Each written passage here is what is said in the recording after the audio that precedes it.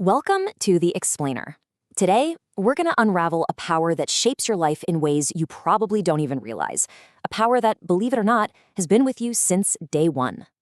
This quote really just gets right to the heart of it.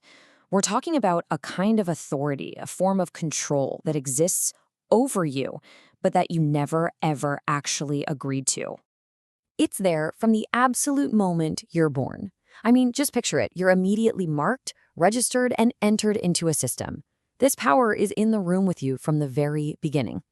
And we see its ultimate authority play out in places like the courtroom, right? A judge's decision can decide the fate of an entire family, showing a power that goes beyond even the most basic parental bonds.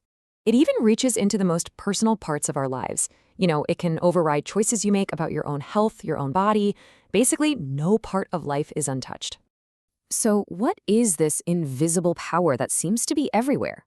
Well, it actually has a name. Let's talk about the parent of the nation. It's a legal doctrine called parens patriae. It sounds kind of fancy, but it's just Latin for parent of the nation, and that name says it all. The core idea is that the state is the ultimate guardian for all of its citizens, giving it the right to step in whenever it thinks something is for your own good. And don't think this is some obscure ancient theory. Nope. This is a foundational principle of law in major countries all over the world. We're talking the United States, Canada, Australia, the UK, New Zealand. The list goes on. Now, on the surface, this whole parent of the nation thing might sound kind of protective, but when you look at its history, you find a much more complicated and, frankly, a pretty dark legacy. This comparison really brings it all into focus. The power the state uses today to remove a child from a home, it's the exact same legal power that was used to remove generations of Indigenous children and put them in residential schools. It's the same thread of law, just wielded in different times. So here's the crucial point. These horrible outcomes weren't some kind of bug in the system. They were a feature. This was the law working exactly as it was designed to, all based on the idea that some people are basically wards who can't be trusted with their own lives. And all of this leads to a really fundamental question about our relationship with this power. Let's call it the unsigned contract. Just stop and think about that for a second. When did you sign this contract? At what point did you personally agree to be a ward of the state? The simple answer is you didn't. You can't remember signing it because you never did. You inherited this status. It's a non-consensual arrangement that was literally waiting for you before you were even born.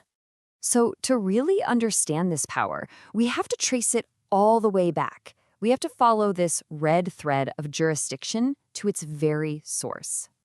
Look at this timeline. This authority wasn't just invented by modern governments. It's an ancient inheritance. It goes from the state today, back through the secular courts of the 19th century, past the kings of the 16th, and all the way back to the papacy in the 5th century. Following that thread all the way back, well, it brings us here, to an origin of this power that is probably not what you'd expect. The origin is theological. This whole concept of a universal guardian wasn't invented by a government or a king. It was created by the church, specifically to establish itself as the ultimate authority over everyone. And that brings us to one last big question. If the very foundation of the modern state's supreme power is theological, then what does that really mean for our idea of secular law? When you understand this origin, it challenges everything we think we know about the separation of church and state.